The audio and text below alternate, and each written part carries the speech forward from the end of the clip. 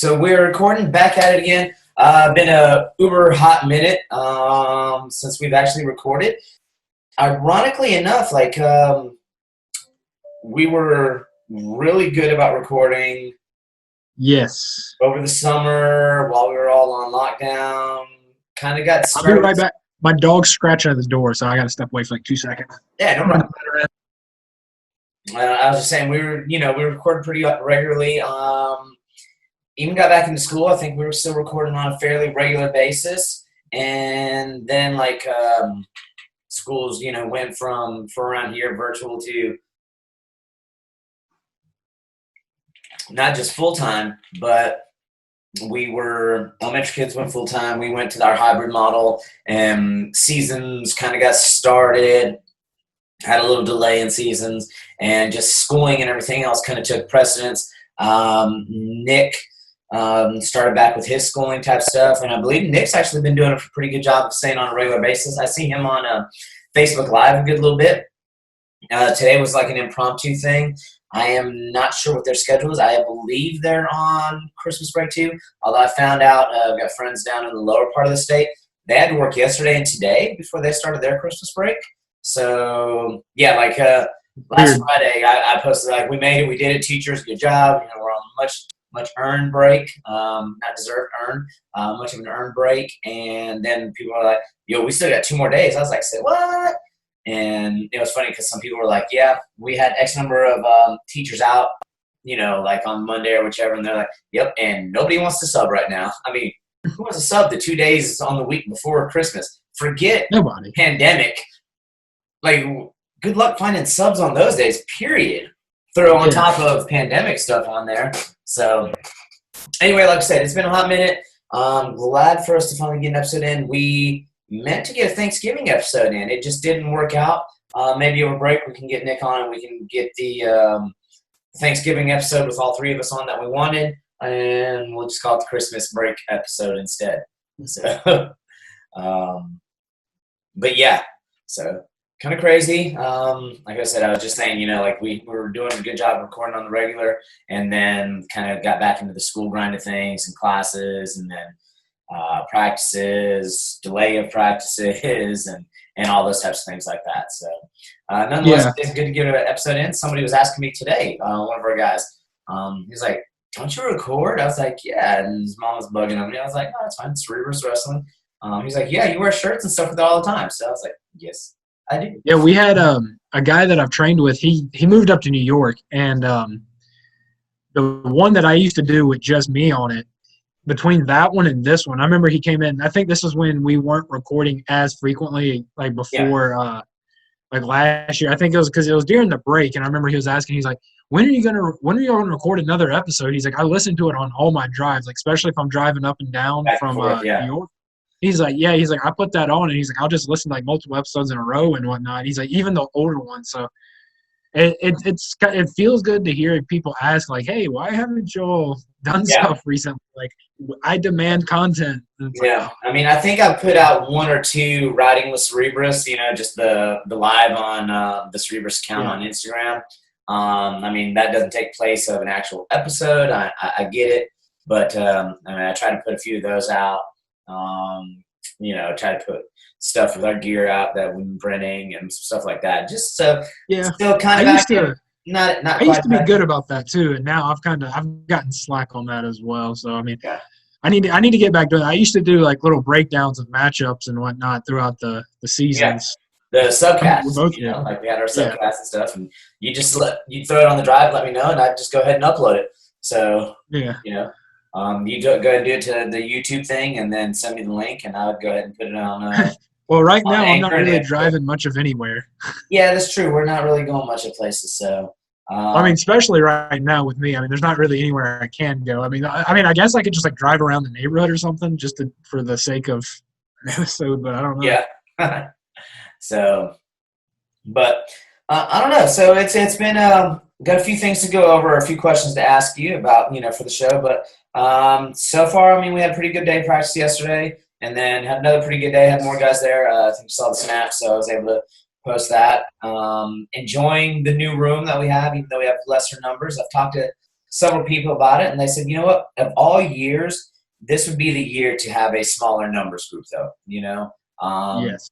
Because those with bigger numbers, or even our numbers in the past, they were like, it's kind of like doing the hybrid schedule. Like you have to split them up so much. It takes 3 days to get, depending on how many you have in a room, to get through like what would be one full day of practice. Because you got to like section them out. This group has gone to do conditioning. This group has gone to weightlift. This group is actually in the wrestling room, which all sounds good. But I didn't realize until he said it. But it said, yeah, but the amount of like, that's great for preseason, postseason, off-season type of workouts. But he said for in-season, though, he said you're getting, Yeah.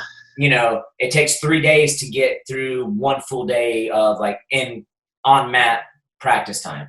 So, like I said, and see, that's where I know me and you have discussed it, kind of doing like little, I guess we could call them virtual workshops. Yeah. Basically where we record stuff and like people can either watch it on their own, or like if someone misses, they can be like, okay, this is what we did. They can have a detailed breakdown of what we did that day. And that would also cut out, like for us, I'm sure we could knock that out in like a 20-minute video, what we go over in a whole hour and a half practice, because I mean, basically we just need to get back together once you can. And, just try to sit down and like it take us 30 minutes total, like a couple minutes to do it, then record it, set it up, and then post it out. But basically, when we started doing our tech cast, so we had our podcast, our subcast, and then our tech cast. I've kind of rolled in the subcast. I still call it a subcast, but I've kind of rolled that number into just our running episode number, and I'd still be willing to do that with the tech cast too. Yeah, because it'd be difficult to go back and see like where we're at on each of them. So I do like just kind of having put it all in one number system and stuff like that. I do think I did up it to like season 3. So I don't know, does this be like episode 2 of season 3? Like, for us, because we've been kind of slack a little bit lately, but I don't know. So yeah. So what, I guess today, I mean, I wasn't there today, obviously, for obvious reasons. What all did we, Today was a pretty good day. Front headlock series. We worked yesterday off of just sprawls off of double, sprawls off of single. Fighting out of those situations. Went over like front headlock series from a defensive situation. Sprawling, getting into a front headlock, and then also showing how to get to a front headlock from an underhook, under tie to the front headlock. Snap down, stuff like that. So pretty good day of practice. So they got to see all those types of things in there. So off for a little bit now. Enjoy the break. And this little wrinkle, I'm not allowed to do anything for the next like couple weeks and all that. It's kind of thrown a monkey wrench into the plans. I was going to try to get you your stuff this week. I was going to try to hand it to you either today or like at the match, or next week, or like at the match on the 30th. But I'm gonna have to figure out another way to get that to you without being in contact with it myself. Somehow, I might just see if I can. Yeah. Hey, waiting on things does not bother me in the bit. Kind of get used to it with this time and age, so we'll be all right. So, but a little bit of wrestling talk. There's been a plethora of things that we could choose to talk about since the last time we recorded. Oh yes. But I'm kind of gonna like sum all of it up. Not really. There's no way to sum it all up. But just your general take on the amount of wrestling that has come out via the pandemic. Like, so in a way, if we think about it, COVID has birthed a new, not platform of wrestling, but more wrestling to the public on a, I guess, more of a private sector level, because they were getting paid privately, whether it be through Flow, Roguefin, Track Wrestling put out one of the things. Like, we've seen when they've got college athletes who apparently can't be paid, understandably. Go ahead and you just, that duffel bag in the hotel room, ignore that. But like, like we've seen the pro level athletes and we've seen the college level athletes compete in a series of different things, from Rumble on the Rooftops to, and I've got to ask you about Roadfin, or if I'm saying it now, Roadfin. Like, they've been putting out like almost card after card with RTCs on it. The Yes. LA Lion Wrestling Club and the Wisconsin Wrestling Club have been regulars on there. I put the app on my phone just the other night because I was wanting to watch Gilman versus Seth Gross, which, I mean, like, when else would we ever seen Gilman versus Seth Gross? Like, in December in the middle of wrestling season. But I will say, you have to get on the computer and like create an account first before you can activate it on your phone. Like, you can't just go through that. Yeah. But what do you think about, through everything that we've got going on, through COVID and everything, through college wrestling not going to start until January, all these different things, like, we had the Olympics on hold, we had all this stuff. Like, what do you think about the birth of all this stuff? That, never mind you, that we've talked about having RTC duels for like the past 4 years. Yeah. So besides our stuff getting copped on and stolen, what do you think about this, man? Before I get into that, Coach Nick, he said thanks for the invite. By the way, I just have to. He sent a Snapchat to us. Yeah, he said he's watching. I was like, that's funny. Hey, what I think about that? Link. Yeah, send him a link. I guess I'll go ahead and give my take until then. As far as this stuff goes, I'll be honest. It's kind of with this COVID stuff, it's hard to say this without sounding kind of bad, but it's almost like a blessing in disguise for wrestling, at least senior level wrestling, because it seems now that you've kind of seen a push to make it a kind of like a featured sport now. Like, I mean, you're seeing all these events now. It's no longer just college. I mean, it never was just college, but it seems now that we have more of a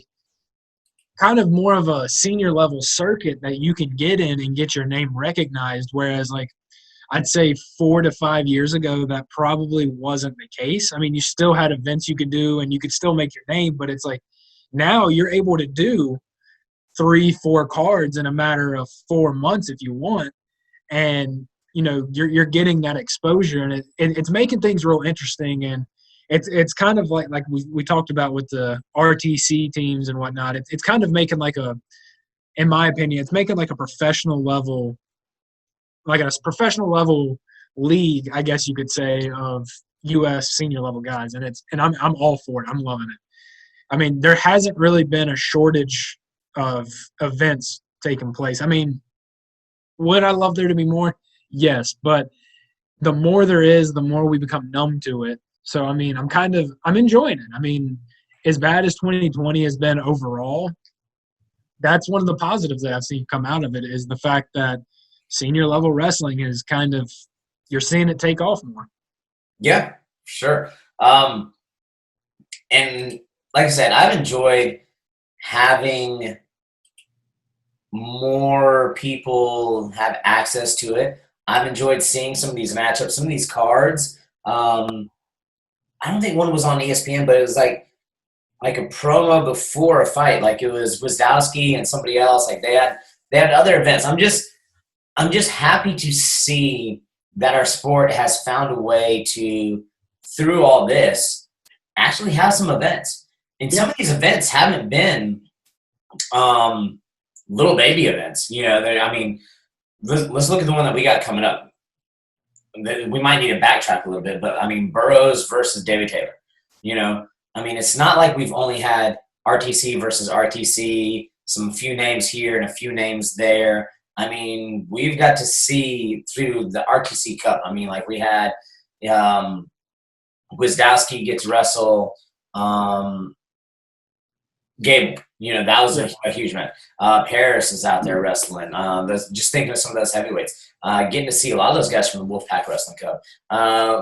Getting to see some of these guys that they called mercenaries, like Nishan Garrett got to wrestle again. James Green switched from RTC to RTC.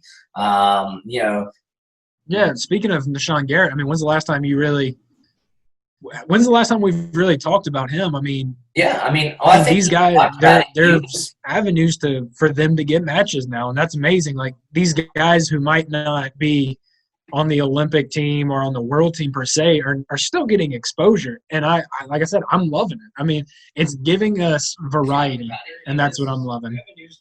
Yeah, we got to see like guys that, and like I said, I think he even talked about hanging it up for a little bit, but then because of the advancement of the RTCs and people getting ready to wrestle and everything else, they're like, hey, we got a spot here on this team, and he's like, okay, I think I can make that weight. We'll be all right. All right, so we got my man Nick here. Like I said, we were doing this kind of impromptu. You guys are out of school right now? Yeah, we're out of school. Okay, because we were just talking about, like, I thought everybody was out of school, but then we had some friends that were, no, they had to work today and yesterday. I was like, so what? Like, there are some places because of how, I don't know about here, but I know there are some places across the country since they pushed back the start date that would make sense because they stuff like that started later. And a lot of them have gone virtual, like this last week, or like we're going virtual in January when we go back for the first week to kind of give a buffer zone. So that's kind of what we're doing as far as all that stuff goes. We talked about, like, I mean, it kind of is the horrible thing about with all this right now with that kind of stuff is like that makes sense to do in the sense of like, okay, everybody's still going to do their family gatherings and stuff, so that little bit of, like you said, a buffer zone is a logical thing. Our place has been so head on, like going full bore when we come back. Like they've gone so hard saying going all in, not hybrid, like all in, from high school all the way down. Like, I just don't know if that I could see them like, okay, but we're going to slow down. Like, no, you've pushed this so hard. Like, I don't see how they can let up on the gas pedal of it. And that's what happened here. We did hybrid to start with, and this is like quick fast forward because obviously with everything going on, we haven't been on in a while. But yeah, we were hybrid. In our community, the county system that we're in, because of various reasons, it was not beneficial. And also there's a lot of parents that were pushing to get their kids back in school for various reasons. Yeah. Our system made the decision. I think we were like 6 weeks in, and they were like, all right, well, you know what? The community wants it. People want it. It's the best thing for the kids. They're like, so regardless of what happens, understand we're making this decision and we will reevaluate it come into the semester. And that's what we did. Even when numbers started going up and things like that were happening, it was just kind of one of those things that they were like, just remember, we're going to keep moving no matter what other systems do. So, so as a teacher, you just come to school every day and you just go to work with whoever's there. I mean, before Thanksgiving, I had classes like 6. Yeah. Class of 20, I had 6. So, I mean, hey, early Thanksgiving, but it is what it is. That's kind of what happened with us. You just show up and you're like, all right, who's here today in Group A and who's here today in Group B? And okay, wait, 3 of you are out, 1 for actual reasons, 2 for this reason, and okay, you're the only kid here today. But I mean, is what it is. I was gonna ask next time we got on. I saw was it last week? I think you were recording, like, so I get on occasionally and check some of your stuff out. You said the Alabama Wrestling League was going to meet on a Monday to discuss something, or like the next day to discuss something. What's the word with, let's keep it on wrestling talk. What's the word with wrestling in Alabama? And then we can kind of let you know what it is here, and then we can go back into RTC and just wrestling talk. Oh, so you're going to jump in. So we have our weekly talk this week. We've moved it up to Tuesday. The High School Athletic Association met Friday morning with the wrestling committee. And unfortunately, the Thursday night that you record normally then? Yes, I think it was Thursday night. Because I remember you saying, I thought it was next day. Okay, gotcha. Yeah. So we're going. The way Alabama's set up to start with, they met and they put a limit of four teams, no more than 4 teams in a gym at a time. Okay. If you have multiple gyms, you had to be able to separate them out. As far as that goes, they put things in about like where you're supposed to sit. And then from there, it was kind of left up to the schools to sort of monitor and the programs to monitor. And some places we went was fantastic. And then some places we went, we literally went to a place and we had nowhere to sit. And they walked us over to their fan section, literally moved some of their fans out of the way and sat us right in the middle of their fans. So I did what I was supposed to do. Like the next day I got there and I went straight to my admin. I was like, hey, let me tell you what happened. So, I mean, I can only control what I can control. But anyway, so that's what we're doing. They said they were going to do that through January. or through December. So we've been wrestling duals, tries, quads. There's some people that are wrestling Tuesday, Thursday, Friday, Saturday. I mean, they're just, I don't know. I mean, that's gets into philosophies of how you do it. But No so tournaments. no tournaments with above 4 teams. So people have gotten creative. They said, all right, well, bring 4 teams in, bring everybody, and they've done mini brackets. So, which is not violating, which is one of those things that makes perfect sense. You just got to get creative with what's happened. Mm-hmm. So anyway, so Friday they met. The association member that is over wrestling, unfortunately, Thursday night, his father passed away. Mm. So the meeting was kind of still held, but not in the capacity that it would have normally been.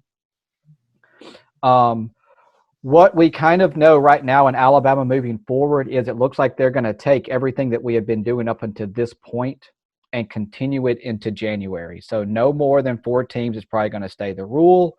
The question that has been posed is how to keep the championships.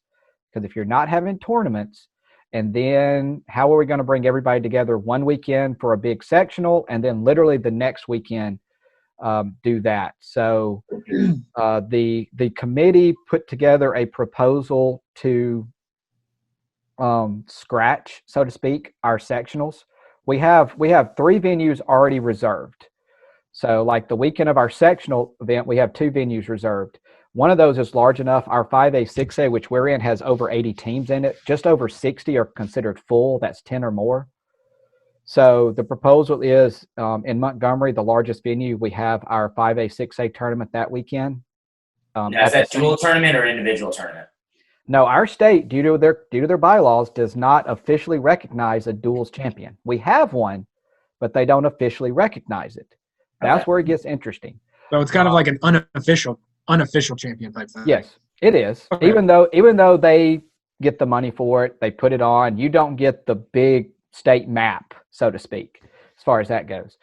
But yeah, so the committee was meeting. They talked, and so they presented that proposal. So that weekend, which is Valentine's weekend in Montgomery, would be 5-6A, which is, like I said, you'd have like 62 man, some pigtail brackets.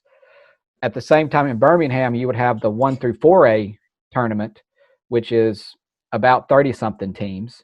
And then the next weekend, when our normal state would be in Huntsville, is when we would have our 7A tournament, which is the same thing, 20-something, 30-something teams. So the state told them to write it up. They seemed in favor of it because you're only doing one weekend. And then the committee is also talking about putting in verbiage, like putting a cutoff date of like, all right, no team can compete after this date, and do like a 2-week buffer week so that, you don't have anything happening and, any teams cross, I guess, contact tracing. I was going to say cross contamination, but that's not, that kind of is. Yeah. Contact tracing, cross contamination, however you want to phrase it. So that's kind of where we are. And yeah, we're going to have our talk tonight. I'm going to go do some family stuff tomorrow. So we're going to actually get on tonight and continue talking. And we've got a lot of positive responses, Coach Otis and I, from people in the state of Alabama. So it's kind of listening and we're getting to talk. So it's been fun to kind of, as I said last week, it's been nice to talk to other coaches doing the same thing. It doesn't make you feel like you're on that island anymore. Yeah. We're the only one. No, we're not the only one dealing with this. Everybody else is dealing with it too. So, and talking about it. So, anyway, so that's what we got. That's what we hit last week. That's what we got coming up tonight too.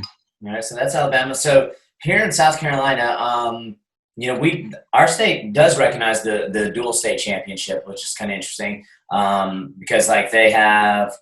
I think it's after regions, then they go into like the dual state stuff because they don't qualify for like overstate and state still has those guys fresh still on the team. So you're not worried. They do that before those guys like move on to another sport or something like that. So keep them for another week when they run those playoff systems and stuff like that with the state tournament or the dual state, and then we go into our individual state stuff after that.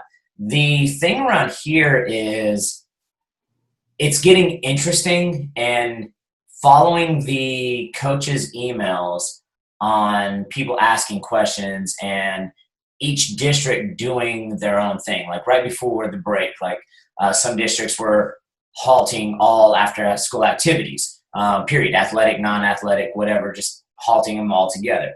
Others were still 100% full go. So you were constantly getting this email thread of so-and-so canceled, whether it be COVID, whether it be school caution canceled, whether it be district went virtual this week. So, when the district went virtual, they canceled practices for this week, so you kept seeing all these things. And there were a lot of good questions that came up from this leading up to what would be, eventually, ideally, they said, things don't get scrapped. We still have our state championship. What are we doing as a state in order to see things? Like you have some districts that, you might have a top-ranked guy wrestled maybe 10 matches.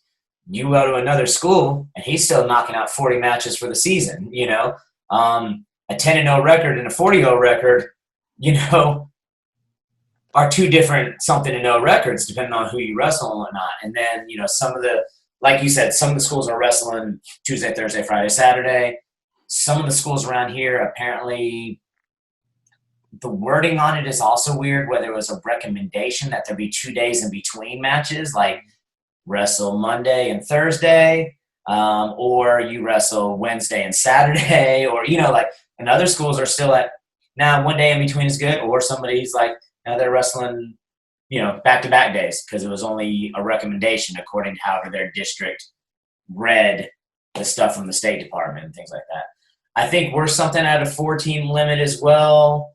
I think I've heard that number. I haven't seen that come up yet because for us, when we started also, they pushed our start season back.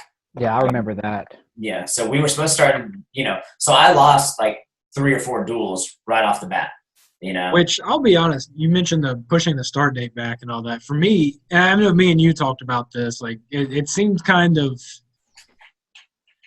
for a lack of a better term, it seemed kind of pointless. I mean, because what did that 1 week really make a difference as far as our practice just doing conditioning 1 week for conditioning, but conditioning, and then we could do contact back till like 3 weeks or 2 or 3 weeks. So yeah, and it was odd because we were sitting there watching basketball, have games, first game of the thing, and I'm like, we were supposed to tonight or tomorrow night, but yeah, and I mean, then the thing I tagged you that you sent me initially on Snapchat, but then what I tagged you in on Facebook. I mean, this time last year we were in a gym full of people. I mean, and then it's kind of like one of those things that, as bad as it sounds, it seems like our sport's kind of getting. I kind of want to say we're getting like a redheaded stepchild type treatment. Like we're not, basketball's getting to do all this stuff, and like we're sitting here like, how they've had like 2 or 3 games already, and we're having to wait to have our first scrimmage on the 15th with a team that's within the district. I mean, like, I'm not one of these people. Kind of rough at first, just that initial wait time, like, and the irony of it was like, in both basketball teams and other teams, they had the quarantine, yeah, and they're like, no, and here we are, we were doing fine. All the wrestling teams were good, and maybe not all of them. I know some have been quarantined, different things, but like at least in our district, we're like, y'all thought it was going to be us first. Mm-hmm. We just waiting to practice. We know how to shower after practice. Doing that since day one. And it's interesting. I mean, I would like to think it comes down to our guys actually being responsible. I mean, that's what I'm going to credit it to, just because, I feel like they are for the most part responsible. They're not like pushing back, arguing about having to wear masks on on the sidelines and stuff. They didn't really fight it. Like if I had to remind them, they're like, oh yeah, sorry. Like it hasn't been an issue, even with the numbers in South Carolina, like kind of going up like almost like 200%. We've still managed the nature of, like you said, of what we do, how we train our guys.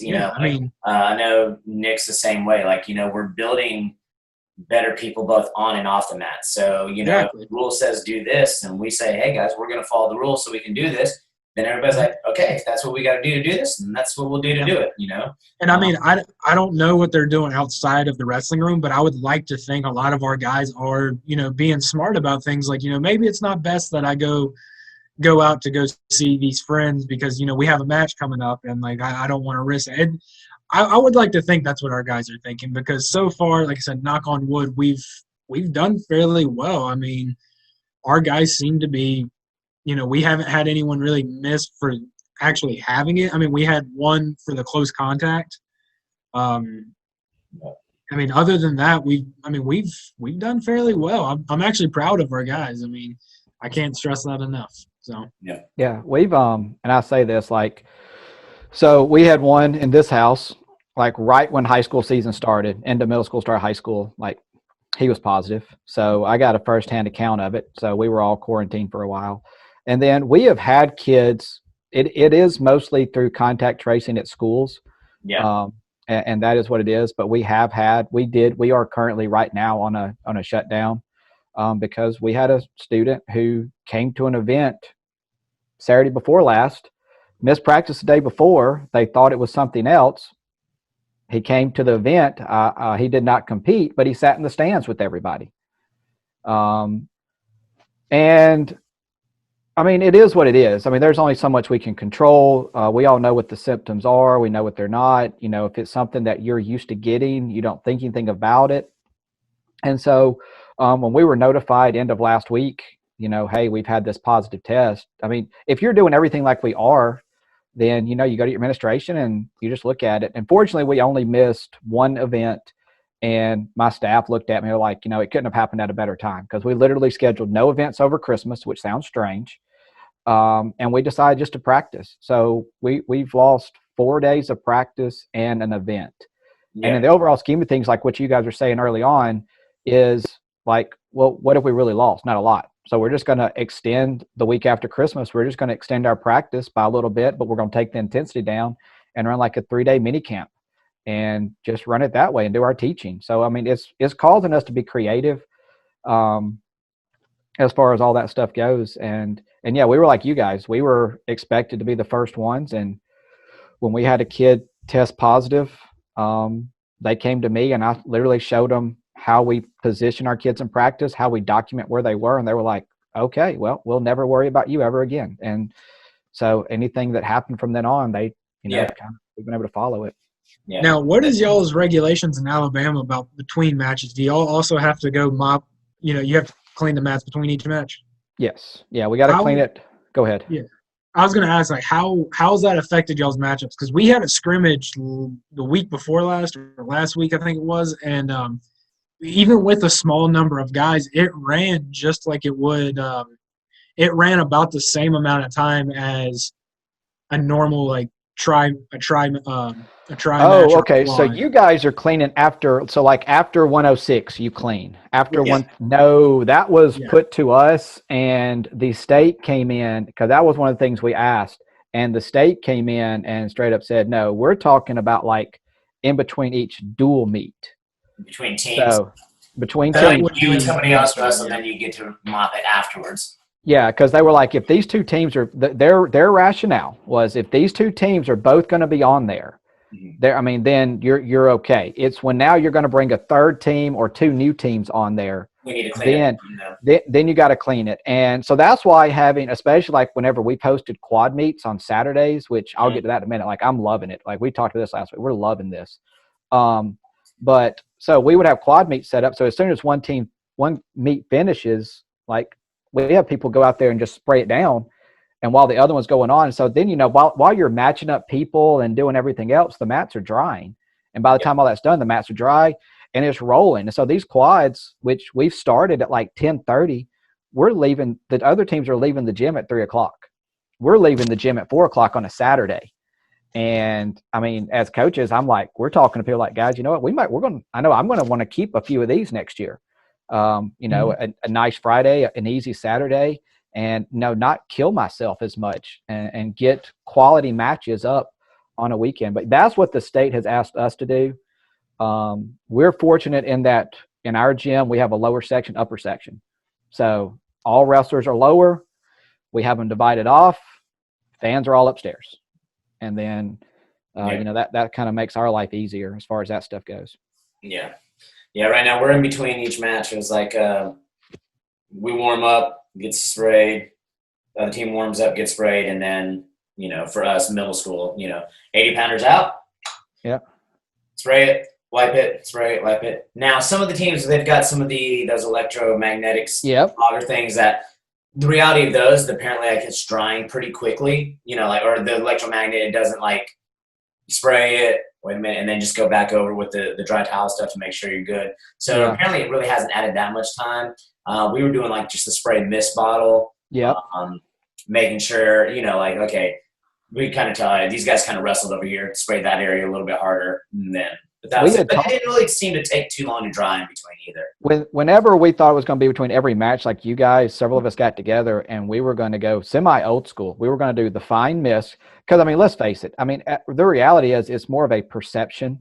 Mm-hmm. We are cleaning. It's more for the people in the stands to make them feel good. But any cleaning like that has to have time. It's supposed to sit and wait. If you but nobody's even bleach is supposed to have a 5-minute wait time on something, you don't even do that in the practice room. You're spray and you're gone. So so that's what we were going to do. We were just going to get the old school. We had a whole bunch of towels. We were just going to put the towels around, light mist, run around. Sometimes we've even just sprayed the center circle, or I'd say the 30-foot circle. Yeah. And I just have them walk in a circle and, you're ready to roll. Because there's no need to spray the outside edges because they weren't out there. So. Now, we do have to have hand sanitizer at the table. So every wrestler, before and after every match, they put a pump in and they got to wipe it down. And then, like you said, it's amazing. Now our state recommends they shower after every match. We've been on this for 20 years. Yeah. Hey, we need them to shower. And the state's like, you don't need to shower. Now it's, you need to shower. We're like, guys. Yeah. That's kind of a regular parent rules. Make sure your kid takes a shower when they get home. All right? Yep. You just need to. Nobody wants to. The whole hand sanitizer before the match, that one that seems like someone could get away with some nasty stuff. If you go for a crossface and accidentally get it across the eyes, He's been holding it in his hand the whole time to get that crossface. I was just because I can just imagine that right now. If someone cross faces you and it gets and a little bit of that hand sanitizer right, gets Tyler, in your when eyes. you come back, I'm going to see how long I can hold hand sanitizer in my hand before we have to demo something just to see what happens. Exactly, that would be hilarious. Yeah. He got it in my mouth. At least it's not like Ohio. Have you seen what Ohio's doing, where you're not allowed to shake hands before the match, but you're still allowed to wrestle? I'm like, after the match, yeah. Before or after, I don't understand what the difference is. Why does it really matter if you've Let's just go wrestle, but we're not shaking shaking hands after? Well, and we can't. That can't handshaking is going to get you. That's where it's at. There's no team handshakes. Yeah, no, the team handshake is different. They're talking about after the individual match. Oh yeah, I've seen that one. Yeah. And we've straight up told our guys, and I've had to go to other coaches because and I'm like, look, after they do whatever after the match, I said, our guys are going to give you an air fist bump from the center. Nothing against you. We're doing it. And so a lot of coaches are like, oh, okay, that's pretty cool. Yeah. And then that's what I told Darren. Yeah, that's what I told Darren and Paul. I was like, I don't know what we can do, but I'll give you a fist bump right now. So that's what I tell. They walk to me. I'm like, that's good. Stay away. All right, good job. And there's part of me that was kind of quasi that way beforehand anyway. It's not a disrespect thing, but I'm like, okay, in past times, it's middle of flu and stomach bug and everything else season. Y'all a bunch of middle schoolers who, so I'm just going to give you a little fist bump from here or whichever, a little elbow. I'd be like, all right, shake. I'd be like, my hands full, shake Tyler's hand. So shake the assistant coach's hand. He'll go out with the stomach bug. What I do is I always go around and I'll shake the coach's hands and then just walk by the line and be like, hey, good job, guys. Yeah, that's how I always got around it. After the match, I was typically a handshaker unless they're wiping their nose on the way over. I'm like, nah, dude, you're good, man. Yeah, it's kind of one of those things. This is before COVID. It was like, some of y'all don't want to shake your hands. Not on a disrespect level, but, You got a book. You guys a big booger sitting right here. No, that your hand disappeared somewhere in that singlet for 5 minutes, dude. I don't know what. No, we good. We good. You stay right over there. All right. Yeah. So, but no, we're wrestling guys. So I guess bring it back. Yeah, we're wrestling in Alabama. Everything's rolling. We have our rankings going. We have 2 different groups going with rankings, and and everybody's doing the best they can here. So the few places that have shut anything down with what you're saying has been middle school-esque because the counties. And it made sense. Low man on the totem pole. Yeah. So let's do It's that. the opposite here. It seems our high school, they were the ones who – the high school is the one who got shut down, and they're like, oh, yeah, middle school, you're good. Keep doing your thing. No, I'm saying like counties came in, systems came in and said, all right, we're not going to have a winter middle school season. And so they shut middle school wrestling, they shut middle school basketball, like they shut them all down for the season. So they're not even competing. Yeah. So not just like quarantine. We that's discussed kind of that. We talked about before. We thought if we did see it, that's the level we'd see it at, and they'd focus on high school stuff. So. I mean, that wouldn't have been a bad idea. That could have. I mean, we could have gone to the high school and just helped out with the high school. I'm sure G and them probably wouldn't have mind. Could use our gym more socially distanced. We'll take all the lightweights here. Yeah, I mean, we could give Coach G a couple breaks. You know, he could have. We could do Monday. We could do Tuesdays and Thursdays. He goes Monday, Wednesday, Friday. But no. Yeah, we're doing both here, and at the beginning of the season, I was kind of a little like hesitant. I was like, this doesn't seem like it's gonna be a good idea. And then, like I said, our guys have handled it great. We've handled it well. Before like I said, we've all made it to December, which I think is further than anybody thought we would make it. So and I feel the way we've handled things, I feel like we've done a pretty good job. Our guys haven't.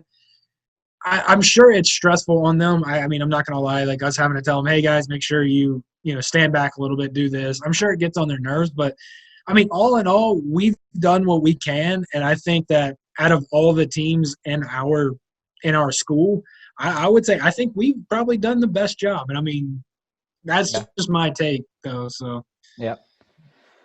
So I came in. You guys were talking about all that other wrestling that's been going on. Yes. Yeah, so what do you think about that? Now, I know we all have Flow. Have you gotten on, is it Rockfin, however you say it? Have you gotten on there yet to check out? Because they've had more than one card and more than one that had good matchups. Like the last one I saw, I didn't see it yet because I was going to sign up for it, but was, getting a chance to see Seth Gross and Thomas Gilman. I was like, dude, that's a pretty killer match. Seth Gross and Bryce Meredith was not too long ago. Nittany Lion Club has been wrestling apparently everybody, and so is the Wisconsin and Wolfpack. And so, like, what do you think about all that and seeing things going? Like, are we finally also seeing maybe Flow not hold the monopoly on all good cards? So, a couple things. One, I have not been watching as much as I probably would have because I hadn't been on. I took over the whole program right after Labor Day. So not only am I back in online, I appreciate that. So not only am I back in the head coaching role of a program with almost 70 kids, 7 through 12, thrown in right at the last 6 weeks to go, all that stuff, and it's COVID. So by the time I come home, I'm like done. Now I am still following FRL, and that's how I keep up with stuff, the weekly thing. So I usually try to listen to that usually while I'm lifting in the morning, follow that stuff. So that's kind of why I haven't been watching the other ones. I haven't even been watching the Flow as much because, like I said, I just want to shut down and shut off and focus on my program and try to spend some family time and things like that because I am just so spent when I get in. So I won't have as much knowledge because I haven't watched as much as you guys have. I've just kind of heard things. But I will say I totally agree that, you guys have been talking, the whole wrestling community has been talking for years. We've got to find a way to do it. And I mean, we said it and everybody was like, well, this is a perfect opportunity. And I'm glad to see Flow backing it with money. I'm glad to see the RTC thing going on. I'm glad to see what's happening with however you pronounce it. Yeah. And I agree. If you are a fan of wrestling, as we are, back it. These are people putting their livelihood out there. Back it. Don't sit here and whine and complain. Back it. Get on there. If I was going to be in it, there's some of them. I'm like you guys, like, man, I wouldn't mind seeing that, but people will go drop $90 to watch a UFC fight, but you won't drop $20 to watch real wrestling. I just kind of go. All about those streaming services. Well, that's a whole. I'm kidding. I don't want to get sued by anybody. I'm just. I actually pay for them. I pay for the UFC paper. I've got ESPN Plus and all that. So yeah. But I also pay for Flow and whatnot. I agree with you. If you support it, is it something you necessarily want to pay for? Probably not. But if you do support it, help them out. And that's why that subscription helps out. Yeah, I mean that's why I've been looking at the other one that $9.99 a month. I was like, I haven't been on yet to see if it's a reoccurring monthly thing or like, hey, like is just pay for this month and I see which cards are on, and then next month if I want to, I can. I don't know. But yeah, it's a drop in the bucket compared to what people do. And all the people that complain about it, about paying to watch something, look, you pay for your cable, you pay for this, you pay for that. I'm pretty sure you spend, much more on other things, that you don't even use or go on. So And I think FRL a few weeks, I guess, probably a couple months ago, they brought up a good point. They're like, a lot of these guys would wrestle maybe 4 times a year. Yeah. And we never got a chance to see them. It was always at weird times. And so now here are the guys that are leading. we want to see. And ladies that we got so engrossed in and enamored with in college. And then we're like, well, what happened to them? We've talked about it. Well, what happened to them? Now we have the opportunity to see what they're doing. And it begins to take it away from the college level to the RTC, the regional. You can see where these people are. You get to know more of them. And I think it's a great thing as far as everything else is going on. I like it. All right. Now, I think the ones on Flow, the ones I've been watching, I caught the highlights of the 8-man bracket for the big guys. I watched the 8-man bracket on Flow for 150 pounds. That was pretty awesome. But there's one I'm pretty sure even though when you get tired and want to check out, you're going to check out the David Taylor versus Burroughs. Dude, that matchup's been seemingly a while in the making. What do you guys think? Like, I also want to bring up, like, one, how Burroughs won against Valencia, like, seemingly gassing Valencia out, which I didn't think was going to happen. I didn't know you could gas Valencia out like that, to that point. And then two, like, I mean, not only is Burroughs the GOAT, but apparently, like, he's the Twitter GOAT, call-out GOAT, whatever you want to say GOAT to, because, like, so far I think he's roasted Taylor, like, 3-0 as far as, like, on him out for this matchup. Yeah, and David Taylor keeps trying to he tries to get the last word. It kind of makes him look bad. Yeah, like, Magic Man, like, just stick with your name and stick with it, because your trash talk is not good enough to roll. It's like it's kind of like that Conor McGregor line everyone repeats when he was messing with Jeremy Stevens and asked who he was, and then everyone was laughing about it, and then Jeremy Stevens came back and was like, "Oh, you're a leprechaun." It's like, it kind of fell flat because it's like, dude, you got burned. Just accept it and move on. Like, there's the unwritten rule of there's a time for a comeback. Once you pass that time, it doesn't count anymore. Like, yeah, because we've all been home and, like, you're walking and you're like, man, if only I thought about this earlier today when so-and-so said something, I've been okay. Like, that'd been such a good burn, but now it's like, no. Man. I'm straight undefeated in arguments in the shower. Like, if I'm in the shower, I can actually come up with any argument. Stop. Mute him. Mute him. Dude, like, where is this going? Get him off. No. Like, talking about getting us kicked off. Appreciate it, Tyler. Now like, how do we all of a sudden go into, like, Tyler's shower habits and him being undefeated in there? No. Don't jump on. Don't jump in with him. Don't jump in with him, Ed. No, I'm not jumping in there with him. You're not. Oh man. All right, so back to what we were talking about. Yeah, back to our stuff. All right, so how do you guys feel about this matchup between David Taylor and Burroughs? Like, because this is, regardless of Burroughs' record against David Taylor, this is a completely different David Taylor than the last time they wrestled. Like, I mean, you could argue, and David Taylor tried to argue it, although he did very poorly by talking about his armpit hair or something like that. Like, you're going back in the shower again. Get out of the shower. This is David Taylor's words. David Taylor and Tyler can go do whatever they want to go do together. But, like, hey. I'm not showering with their words. DT, I'm not in this, dude. This is all these two. South Carolina. That's where they are. Okay. But, like, no, like, he, like, you could argue to say that he was a child and now he is a grown man. Yeah. Whereas before it was child versus grown man before. So now we have two, grown men going to battle it out. Like, what do you think? Where do you think DT stands up in this matchup? Or do we see the same thing that happened with Valencia and Tyler, we'll let you redeem yourself, okay? Dry off. Let's see what you got. Is that a shower curtain behind you? Yes, I'm actually recording this while I'm in the shower. No, It has great acoustics in there. yes. Sorry, I had to It's- get my man because it's just. It does look like a shower curtain, though. No, as far as the matchup goes,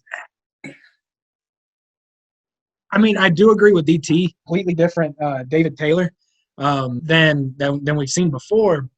I guess if I was Pat Downey, I'd say it's the juiced up David Taylor, but that's a different story.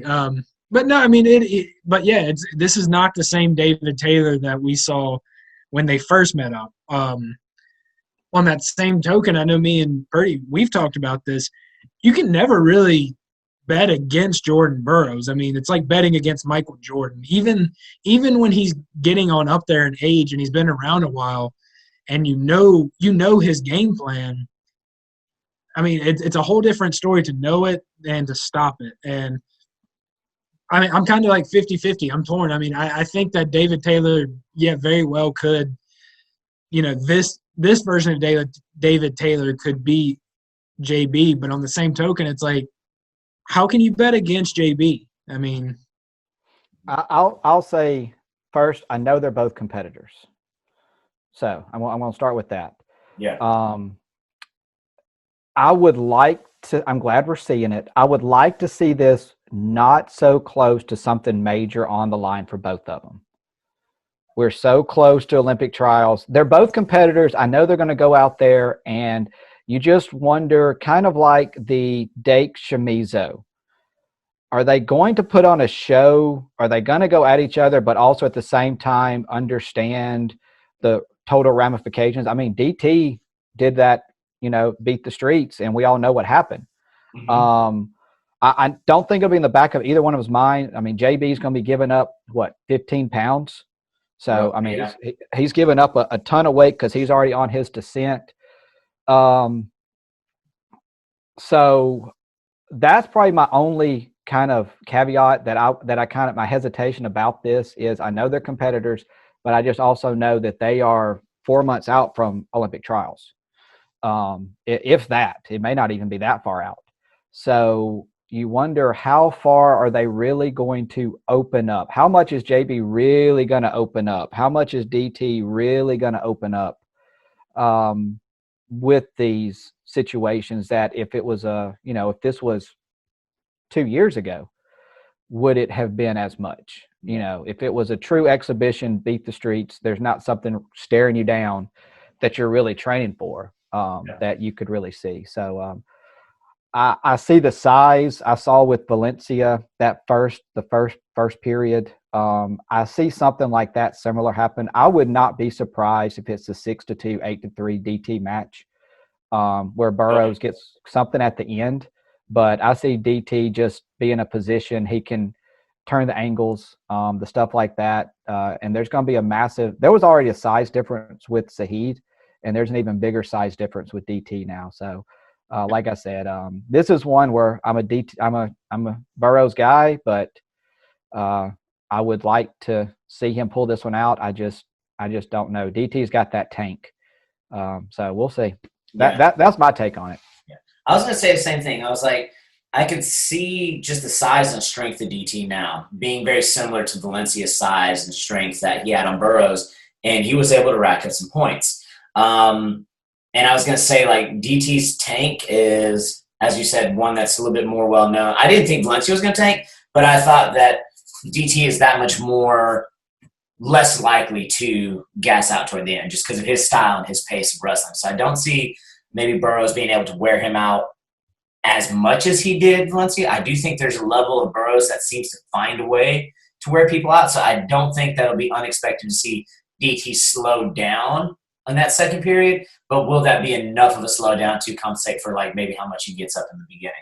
I was gonna say them being both competitors, like you said, but I think the difference with these two guys, DT to an extent can funk a little bit, but it's not like either one is. It's not like either one is like Kyle Dake, whose knees are rubber legged and can bend different weird ways. They're both still pretty straightforward scramblers. They're not like funk scramblers. So I'm hoping that they don't get in one of those weird situations where they have to funk and then decide not to. Like if they can keep their scrambles kind of like straight up scrambles, like just beating positionally and kind of going through stuff like that, I think they can still kind of go 100% without fear of something being awkward. Like some of these other guys, they put their bodies in weird, awkward situations and find ways to get out of them. I think these guys are both like, they're good scramblers, but they're not funk scramblers. They're just like solid positional guys. So I still think they can get there. It'll be interesting. Were you implying Yanni there by chance? Well, Yanni's one of those guys that he can put his leg any which way he wants to put it. Behind his head, bouncing on one leg, and still get the push out score. Like he did it to Molinaro. He's done it to so many people. But yeah, I wonder on this one, like, how what DT's second period is against somebody like Burroughs. I think that going into the half, we can see, like you said, a 6-2, 5-2 score going into third. And my question is 3 points going to be enough to keep Burroughs from coming? Because he's like notorious for it. Like, he's done against Imar, other people. Like, he can be down 6 or 8, somebody in the second period, and you're like, second period starts, we're right back in it. Like, he is not out of it, But is DT's size and strength going to be too much in that second half? Well, and DT has saw what he did to Valencia, as in he made that adjustment of, all right, I can't get under and through, so I've got to go behind, use my angles. And so DT is going to be preparing for that. They're going to prepare for each other to a point. I think because and they've all felt these things so much. Oh gosh, yeah. It's an easy thing for them to make that adjustment. Yeah. But yeah, I don't know. Like I said, I really can easily see DT doing 8-2, 8-3 when it's winning 8-2, 8-3, and but my other thing is, what does DT get out of this? JB is in a win-win situation. He goes up, you lose. All right, you went up. Okay. You win, you're still the best. You're still the GOAT. Yeah. DT wins, it's like, well, he came up to you. Why didn't you cut down? DT loses, and it's like, oh, you still can't beat him. You still can't beat him. Like, his only win is, like, he finally gets one on him type thing. Like, it's just at his weight, 15 pounds heavier. So that's why I wonder if, like I said, the competitors in them I see going at it, but I can also see it's like, well, I don't know. Yeah, there's one thing about this. Go ahead. Oh no, I was just saying there's one thing about this matchup and one thing about Burroughs that it makes it hard for me to pick against him all the time. I know I've said this, but it's kind of like there's a couple boxers that I guess I could allude it to. Like if you've ever seen this, he's a newer guy. I think he's Ukrainian, Lomachenko, or you can even use Floyd Mayweather. There's that, even if he's down in that first and he starts off kind of slow, JB is he's one of those guys that he's downloading what you're doing into his head. Like every movement you're making during this match, he's like downloading it. Oh, gosh, and then once that second period hits, it's like, okay, I've got you figured out now. Now it's time for me to win. Yeah. And that's when he comes. He'll come alive then, and he's able to rack up those points and close that gap and get these wins. And I could see that happening. I can see him thinking, okay, this first period with DT, DT's got the weight advantage. He's got the size on me right now.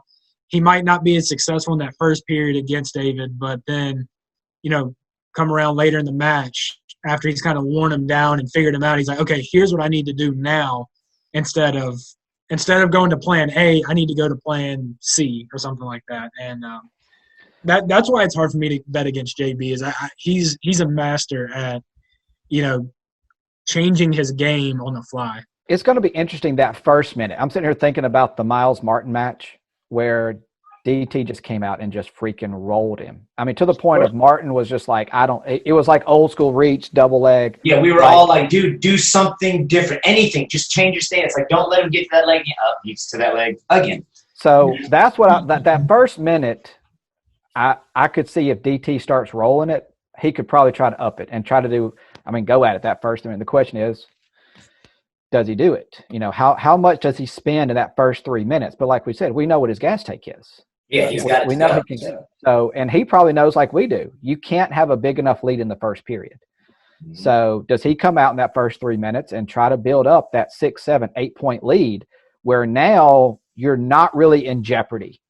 You know, you can not necessarily shut it down, but all you got to do is look and feel and go for your attacks and understand where you are. So, but on the flip side of that, though, if he's unsuccessful at doing that, you got to think of the mental aspect of like, well, that was my best shot to get up ahead now, and I failed at it now. Because we've also seen Burroughs come out and recognize that and blitz like Cal Dake 8-0, you know.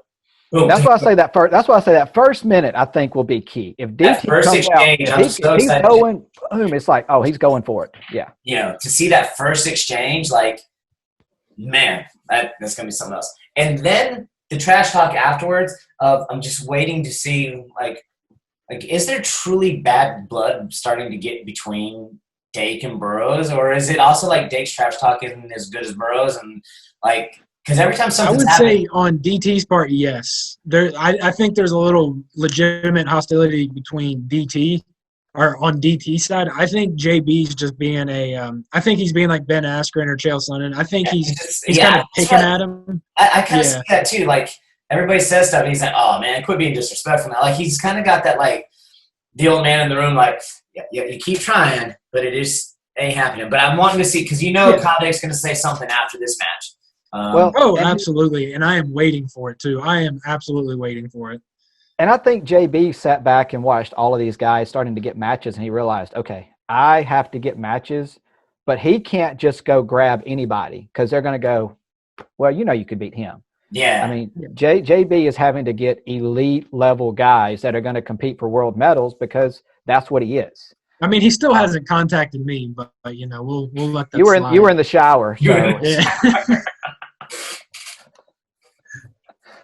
Oh my gosh. Yes. So after this Olympic run, does any of this allude to maybe Burroughs not sticking around for a full Olympic cycle, but does he take things a little bit easier on his body and maybe go up to the non-Olympic weight class?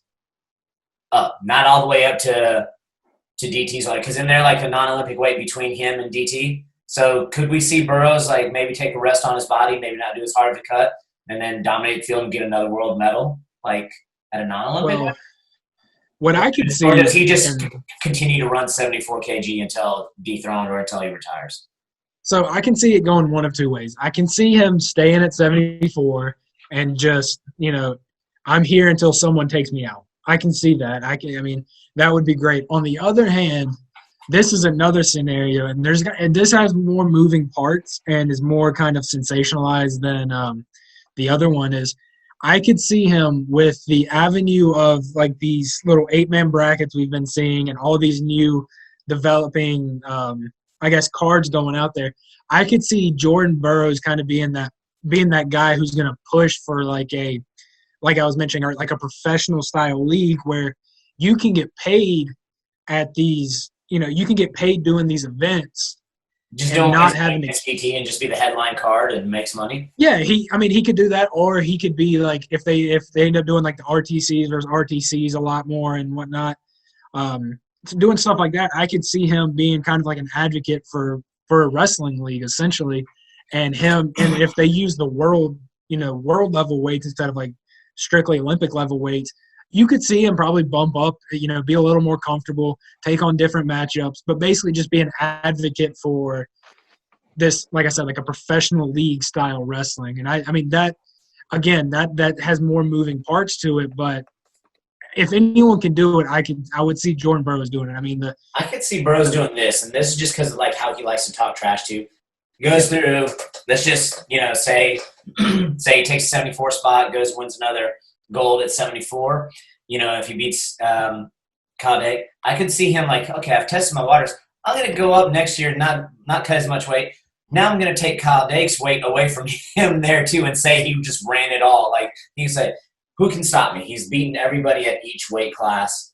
And then, you know, kind of Well, retire almost as a GOAT of 3 weight classes. Because if he dethrones David Taylor at David Taylor's weight, he goes and runs his weight class at 74, and then if he bumped up and did the in-between weight and ran Dake out of it, like, dude, like, that's retiring saying you are truly the greatest of those 3 weight classes. all right, so I I'm don't know gonna what kind of legacy he wants. I'm gonna throw 2 more out there. One, I'll be the pessimist. He loses. He's not on the team. Oh, yeah, no, there's You got to throw that. So he's not on the team. Then that, I think, opens up personally. I think that opens up a lot of these other avenues we're talking about. Mhm. I think he makes the team.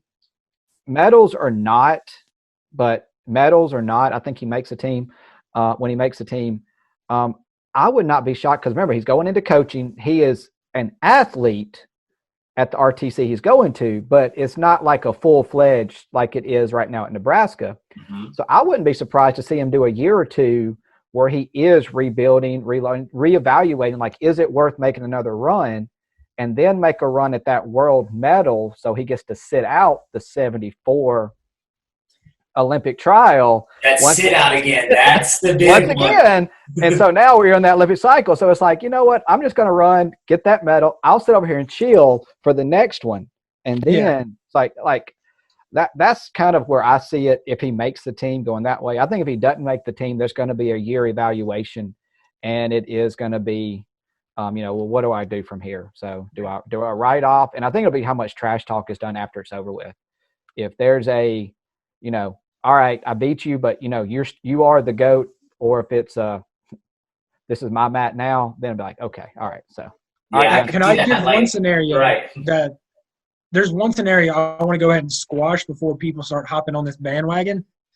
And it's one that I'm not sure why people have said this and think it's going to happen. I don't think Burroughs is going to go to MMA or go to the UFC or anything. People can hang that up. Exactly. Yeah, I know. And there's people who think, oh, well, money talks, money this. It's not happening, guys. He's getting paid. Anyone who's watching thinks, huh? He's getting paid to go to this RTC. Exactly. I mean, it's one of those things that people who think he's going to go to MMA or something, stop. It's not happening. I can confidently say that's not a route that's going to happen out of this. And he has talked about how he has invested, and maybe his in-laws are financial people. There's somebody that's tight with him that he's talked about how he has taken that money he has earned and it is invested, and that's how he's able to do what he does. So he does not, which is great for the wrestling community to say, we've got a guy that doesn't need money. He's been smart and he's done what he's supposed to.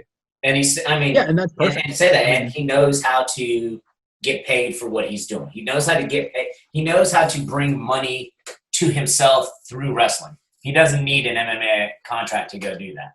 And I think that's been our biggest downfall as a sport, I would say, is in years past, I mean, we all know this has been an issue. The guys who aren't on the Olympic team and all that, what avenue do they really have? So a lot of them we have seen jump ship. And I think now with all these flow cards and all these other cards we're seeing, I think now there's more of an avenue for people who aren't on the Olympic level team, who aren't, world team members yet. They can stay in the sport and continue to make a name and continue to work without having to be like, okay, I need a paycheck now. And I think it's great, and I think it's gonna make U.S. wrestling more exciting. I think. So. Yeah. I mean, who else besides Burroughs can say they have a sponsorship that's not wrestling related? Like Chobani. He's got the yogurt sponsorship. Other people might have Asics, Adidas, but those are all shoes, and those can still tie back directly to wrestling.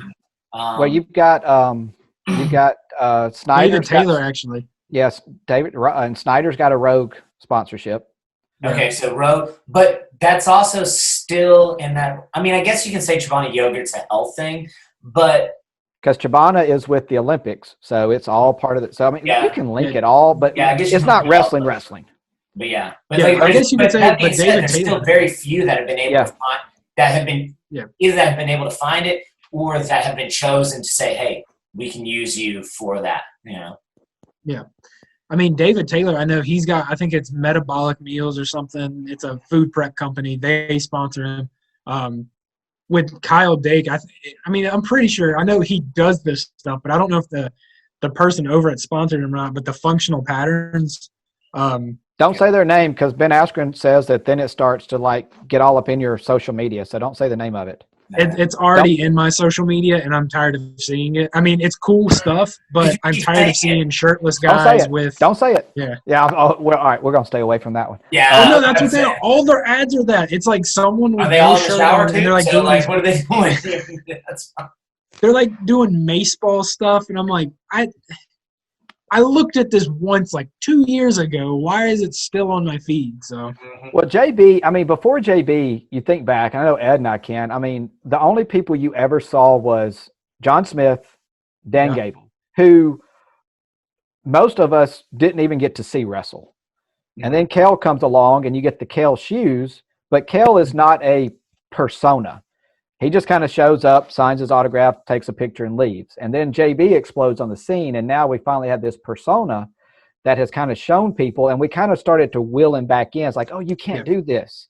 And now with social media and everything else, it's like, no, yes, you can do this. I mean, he went from everywhere, just from like his Twitter and everything handle, from the All I See Is Gold, and everybody, like you said, try to rein him in and be like, that's that whole debate of celebrate or not celebrate. Like, you know, I mean, no, we got a guy whose name is All I See Is Gold and everybody adores him, but like you forget that you guys tried to get him not to do that for a while. Wrestling tried to say, no, that's not the face of wrestling. That's not how we do it. And that's kind of why Flo went to Dake early on. Like, oh, the golden child. Oh, he's got all of this. He's not out there. He's just – and now who is the one that's out there? Dake's the one that's out there, and now they're bumping him up again. Oh, he's out there. Look at all this. And Jake – so – And, you know, the irony of it, though, is like still like even with all that, like Flo doesn't have much with Burroughs. He doesn't do like he did this one because, like you said, I think he saw everybody else getting matches in mat time and he saw an opportunity. So it wasn't like Flo has a guy in their pocket that they can use. Like they got like some of these other guys that they keep on tap and they keep interviewing, they keep doing stuff. Like Burroughs isn't that guy. Burroughs does what he wants to do, and you know, and who's Flo to say no when he says, I want to wrestle somebody, you know?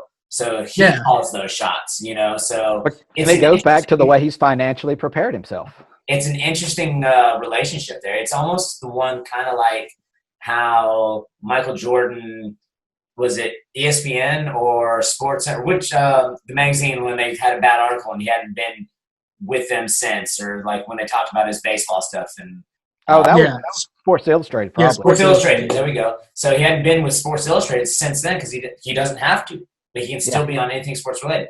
Well, Flo kind of, you know, like you said, lean toward the Golden Child, lean toward every time there's those matchups between whether it was Dake, whether it was Taylor, they all kind of like the young one coming to dethrone the lion. Well, he kind of got tired of it and was like, you know, I'm going to quit being on your stuff. Like, you know, like I don't have to unless I want to. Yeah. Nick, it's funny you mentioned Kale not having a persona per se, but one of us here knows a side to the Kale that no one else does about his love for zombies and whatnot. So hey, look, it was just a cool interaction with him. Yeah, I'm still mad I didn't get to go meet him that day. I would have come in there hospital gown and everything, like, hey. How y'all doing? Tyler, you're not having a good day today, man. Yeah. Not having a good day. Not tied in the back, flaps flying. He's like, Randy Kale. No. Or Tyler, we can cut you. No. All right. So I think on that one, I'm going to go check on the little ones. We're going to leave Tyler to a shower over there, and we'll go at it from there. Let's try to get another one in next week sometime.